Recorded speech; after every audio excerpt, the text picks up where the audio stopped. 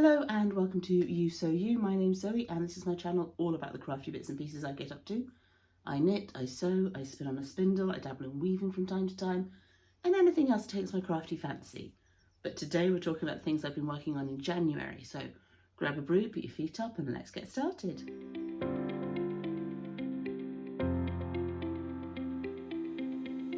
So welcome back to any returning viewers, and to any new viewers a very warm welcome to you. As I mentioned in the opening to the video, we're looking at my projects from January today, but before we dive right into that, let's take a look at what I am wearing. This is the Bereket sweater by Tokutiku. It's knit in a sport weight that I got from Knit Picks. I have plenty left over because I overbought. That's what I do when I'm buying yarn from the United States, and it takes a while to get here, and I'm not totally decided on the size of pattern that I'm going to be making. So I bought enough for a size or two up from the one I actually completed, so I will be making something else in this lovely yarn. It's like a burgundy brown colour, it's rather lovely. It's got flashes of like greens in it as well, so it's not like a flat colour, which is really interesting. This sweater is knit from cuff inwards, so it's a sideways knit project, so it's a really interesting construction. I have still not blocked it, so it may at some point get slightly longer, but at the moment it sits right around where my trousers start, so that works absolutely fine for me. I did extend the arms a bit, kind of wish I'd done a little bit more ribbing on the cuffs, but I do tend to wear this over a long sleeve shirt, or as in this case over a long sleeve t-shirt, which I also made, but the name escapes me, so I'll put the pattern on screen if I remember in the edit. When I'm wearing shirts underneath this, like button up shirts, I quite often fold the cuff back over the ribbing of this sweater, which looks quite nice and leaves my hands free. So yeah, although I would have liked a little bit more length in the sleeve, and I thought I'd work to that, and you never know, when I eventually get around to blocking it I might have a bit more length in the sleeve. It works well for me. I can actually get this underneath my coat, which I didn't think I was going to be able to given the bowing nature of the sweater. But yeah, fairly crop length, so yeah, it does fit into the sleeves quite well, so that's good. Yeah, it does get an awful lot of wear. I say awful lot of wear, it's in regular rotation, particularly if you're going to work, because that's when I have to leave the house. Yeah, so enjoying that. Definitely check out the pattern. It is available, it is out and about, it's been around for a while. Tokutiku has got some other interesting construction garments around the place as well. There's a sideways knit vest top, tank top that springs to mind, and I've also got my eye on a pattern that she's designed for yarn shop in New York, famous yarn shop in New York, that's name has leapt out of my head. Again, I'll put it on screen if I remember it in the edit. It's called the Popover. It's a something popover. It's got like a cross design in the middle, so I have my eye on that pattern. Again, I will put the details on screen whilst I'm editing so that you know what I'm talking about. So yeah, so that's what I am wearing. This was knit up last year. The long sleeve tee has been knit up for a while, so that's a few years old now, and I'm wearing that with one of my finished projects for January. So moving into the finished objects section, we will start with that particular item of clothing that you can possibly just about make out on screen. It's these teal coloured cotton Mitchell trousers using the tapered leg view. The Mitchell trousers, I get a lot of wear at my other pair. They're in corduroy and they're the wide leg version. They're great for colder weather. This pair, although I'm wearing them today, I will be putting to one side until the weather warms up a little bit, because being cotton, they are a little bit thin. Now, this is a project off of my long-standing whip list. Now, if you were with me at the beginning of the year, which some of you probably were, I did make a list of 18 works in progress that I could think of that had been on the go for 6 months to a year plus. This is not an exhaustive list of my works in progress. These are just the ones that I could think of at the end of December. The Mitchell trousers were one of them. I cut them out within a few months of making the corduroy pair, And with the corduroy pair, I'd graded out the waistband. I decided not to do that for the tapered leg pair because I felt it wasn't really necessary. And as you can probably see from the footage I've inserted here, it wasn't. But they've been sat around for at least 18 months, possibly longer, waiting to be sewn up. So I wasn't entirely sure that they were going to fit, but they do, which is great. The Mitchell trousers, the wide leg view comes with an adjustable strap at the waistband, which I've incorporated into this view, even though it's the tapered view and it doesn't necessarily have them. This version I have used a hook and bar closure at the front, so there's no buttons on the outside, whereas the corduroy pair, I use like a jeans button on those. So yeah, they are a comfy pair of trousers. I'm looking forward to wearing these when the weather gets warm. They're a bit thinner in fabric than my chinos. So where I'll wear the corduroys and the chinos at this time of year, this I think is more, these are going to be more sort of a late spring into summer kind of trouser. So yeah, really happy with those. I've still got a few stray threads to trim here and there. On this pair, I used slide buckles for the straps.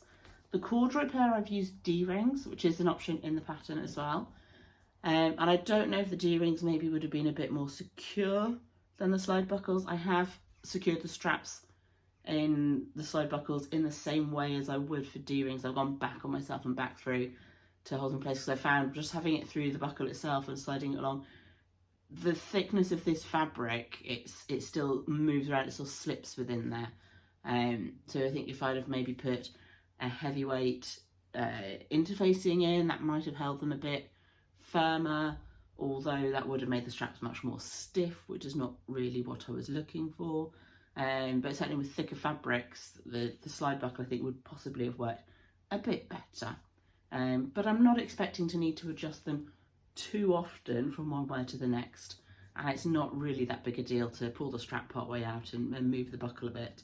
And we've all done that on handbags and travel bags and that kind of thing. So yeah, not really concerned about that. But really pleased to have finally sewn these trousers up. They are my 4th finish of the month.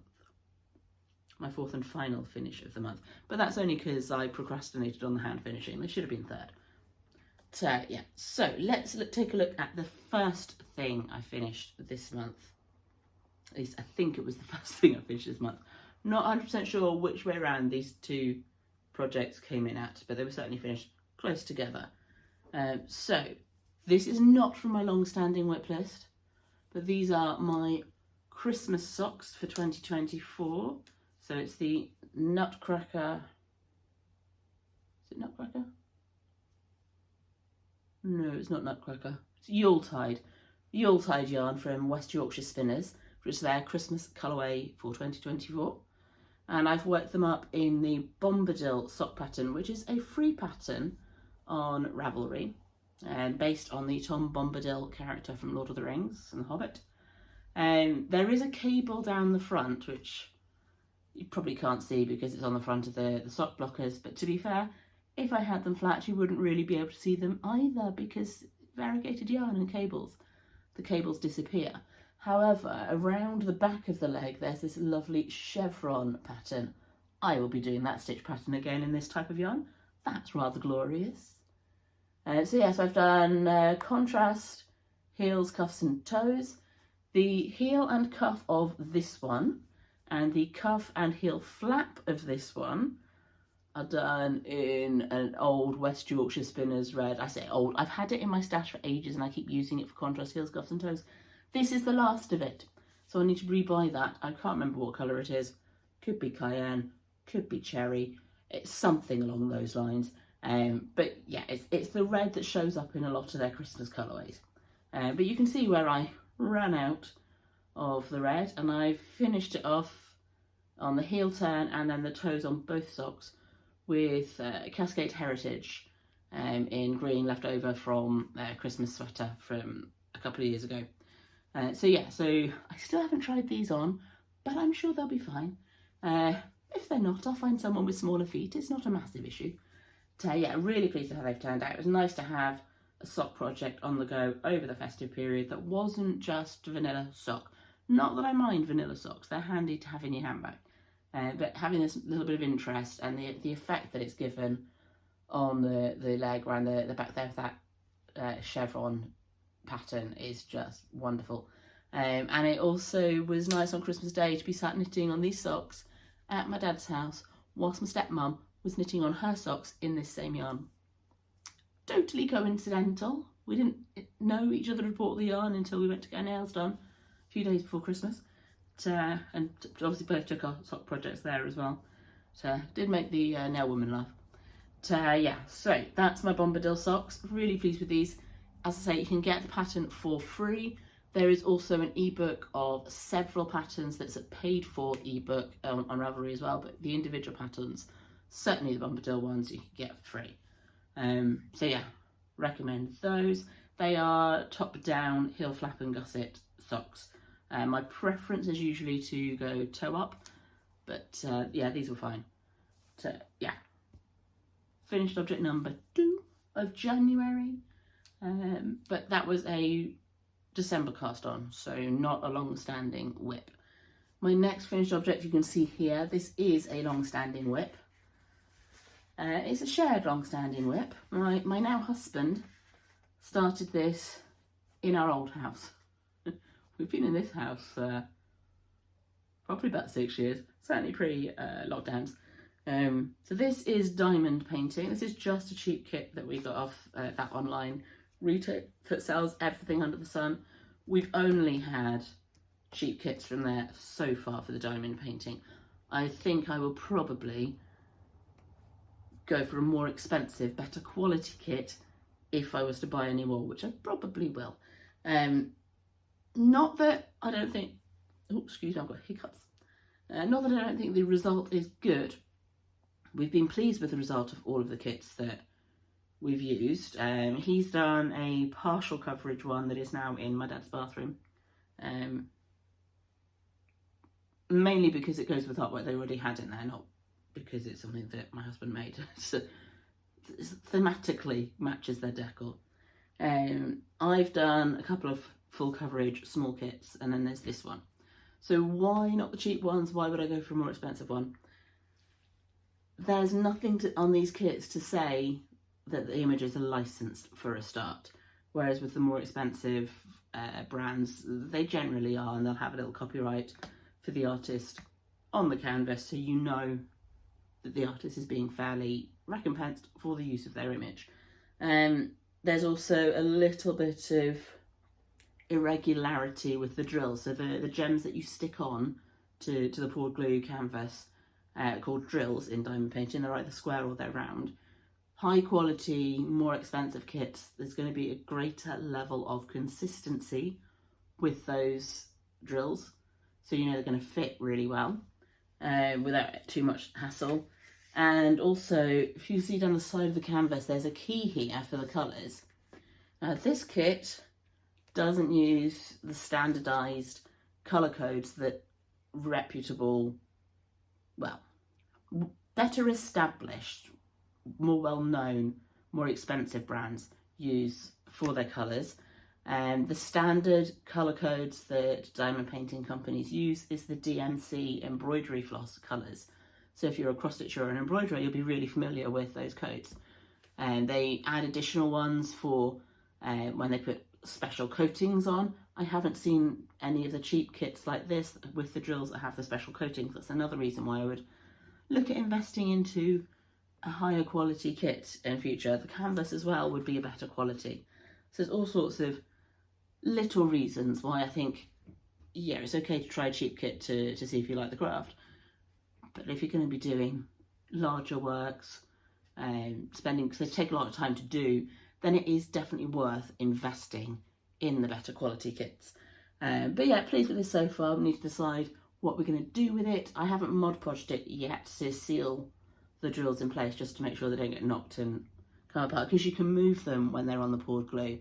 It does adhere them, but yeah, you can still move them. So my previous kits, I've put Mod Podge over the top to seal them in, and then we can decide whether we want to put it in a frame or not. But yeah, pleased with how it's turned out. We'll probably be doing more diamond painting at some point, possibly something larger.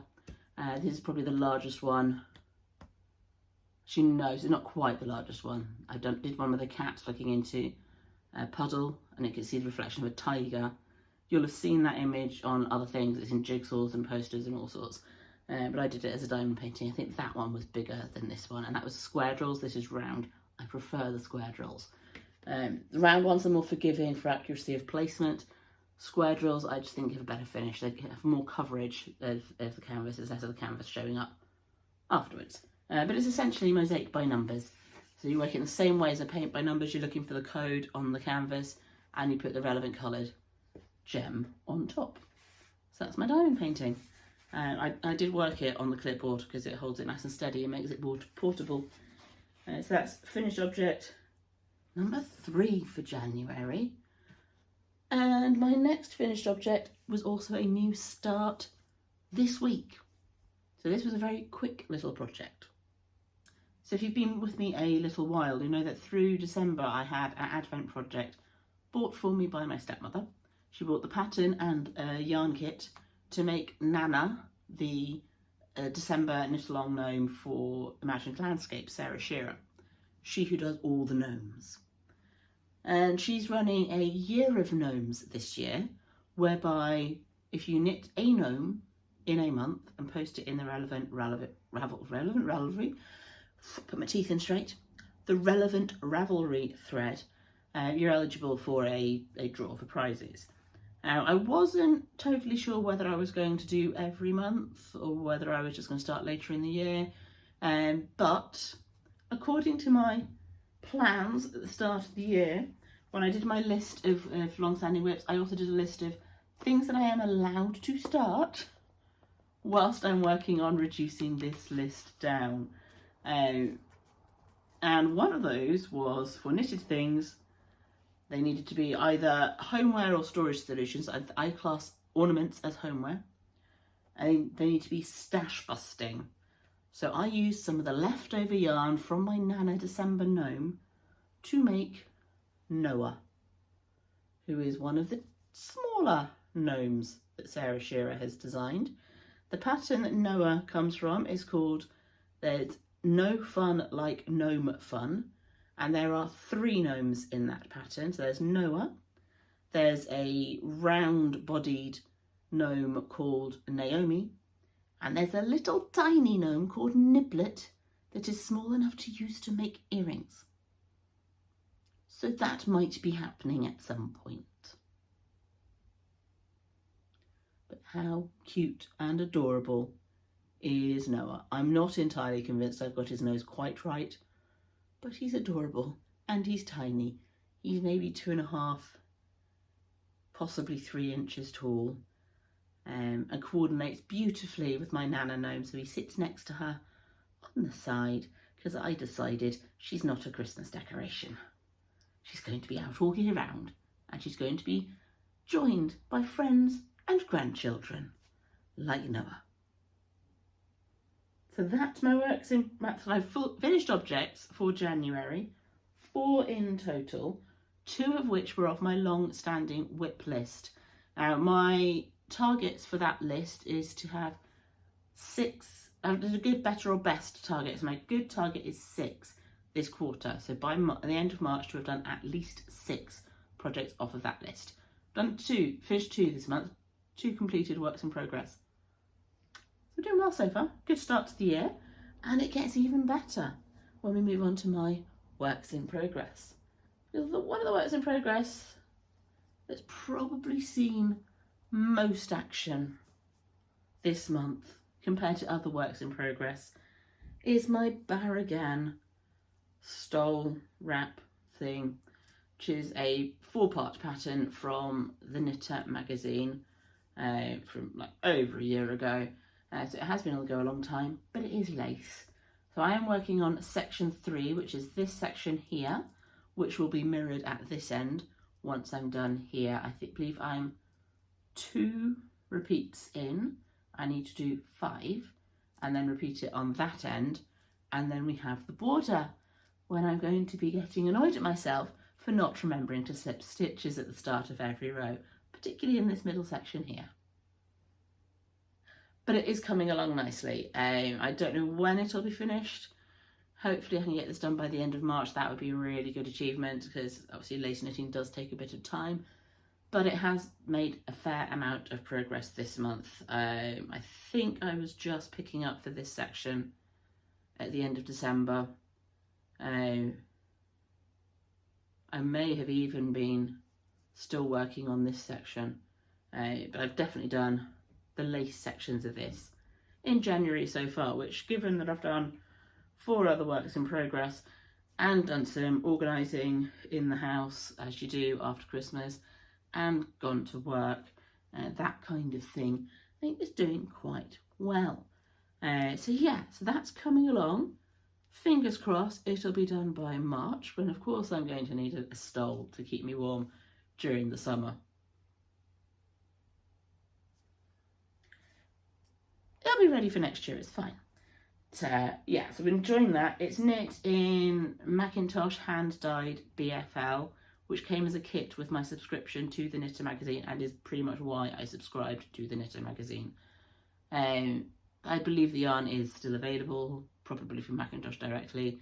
I think the pattern may possibly have been released separately to the magazine since then. I'm not 100% certain, but if it isn't, you can certainly get hold of back copies of the Knitter magazine. If I remember, I will put the relevant issue numbers on screen for you. Yeah, so that I'm enjoying. I am knitting a lot more on that than I would normally knit on a lace project. I seem to be in a lace frame of mind at the moment, which is good.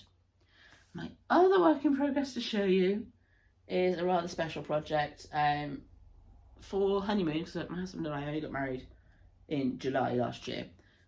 So for honeymoon we went to Iceland and Greenland, and whilst I was in Iceland I went to the Hand Knitters Association of Iceland and bought some Plutta Lopi. Not that I can't get Lopi yarn in the UK, I can. It's just because it's imported, it's twice the price.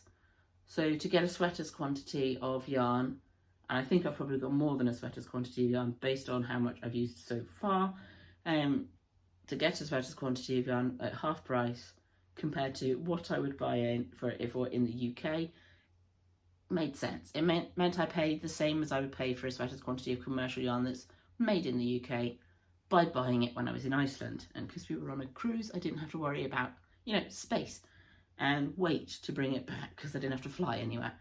Okay, so I am making what I plan to be a zip-fronted jacket, effectively, with colourwork on it, in the style of a traditional lopa pesa. It's not a lopa pesa because I am not making it in Iceland. Everything else I'm trying to keep as close as possible. Words are hard today.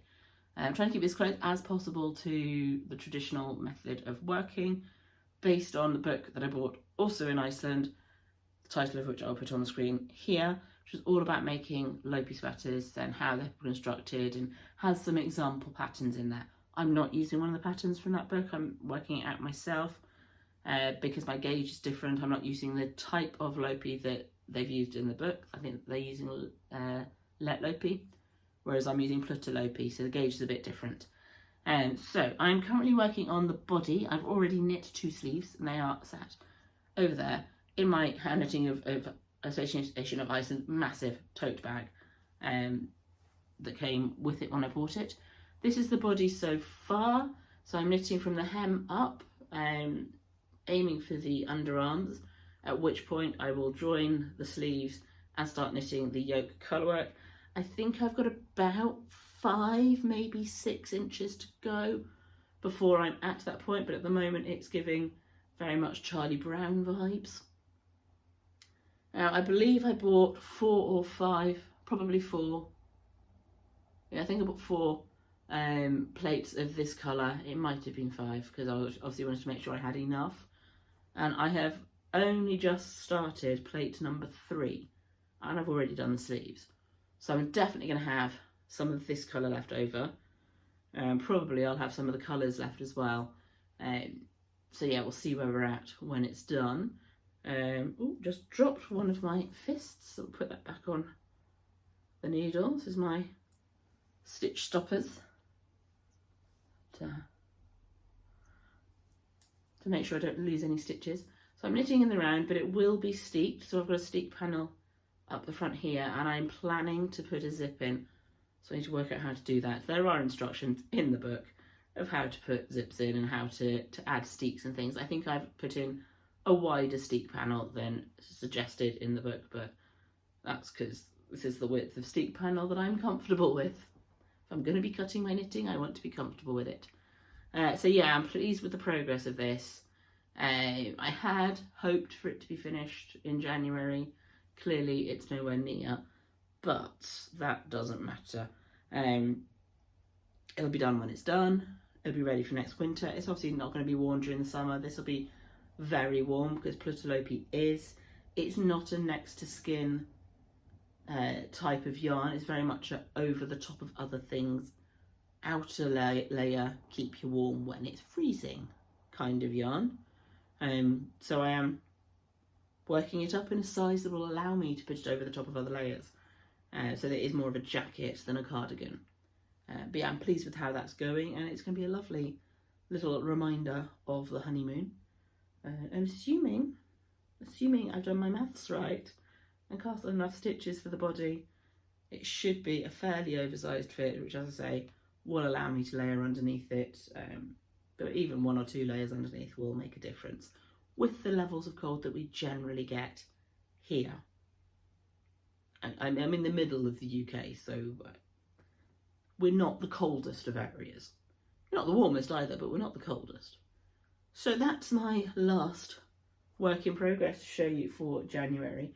So though I've not got many things on the go that are actively being knitted on at the moment, I have finished a fair few things. And there are other works in progress that are currently in timeout. The Wellsbury sweater springs to mind. I still haven't got around to blocking that so that I can check and see if I need to add any extra length. Get to it one day. But my focus this quarter, as I say, is on getting that number of long-standing whips reduced so that they're out the way. That way they're not taking up space in the craft room. It'll help me to better organise the stuff that I've got and be aware of what I have. One thing I am doing as I'm working through the craft room and organising stuff and moving things around is when I come across another long-standing work in progress that didn't make the list that I made in December, I'm writing it down on a separate bit of paper. So when I come to plan next quarter at the end of March, I can include the projects that got missed in my considerations for next quarter's focus. I suspect part of that focus will still be reducing the number of long-standing whips, so the ones that have been on the go for 6 months to a year or longer, because it's getting a bit ridiculous. They sit there and they just don't get touched because the new shiny thing comes along. There's nothing wrong with starting new stuff, but when you're losing track of the things you've already started and you keep finding them, it just got a bit overwhelming for me. So I just wanted to pare that down a little bit so that I can see the wood for the trees effectively.